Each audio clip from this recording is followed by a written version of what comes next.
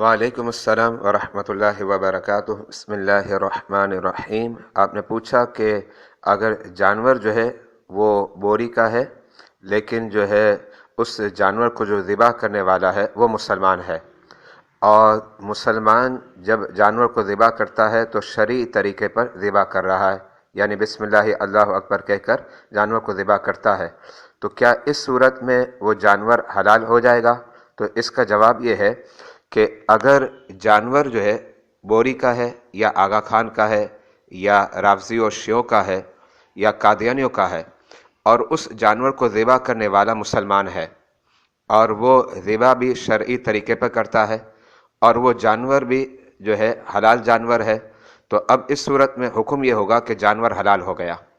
لیکن اگر کوئی شخص آپ کو گوشت دیتا ہے اور وہ خود مرتد ہے، جیسے قادیانی وغیرہ یا بوری آغا خانی وغیرہ، تو اب اس صورت میں آپ کو وہ گوشت لینا جائز ہے یا نہیں ہے؟ تو اس کا جواب یہ ہے، جب آپ کو بالکل یقین ہو اور بالکل شواہد سے واضح ہو جائے کہ یہ اسی جانور کا گوشت دیا جا رہا ہے، تو اب اس صورت میں تو جائز ہوگا، ورنہ جائز نہیں ہوگا۔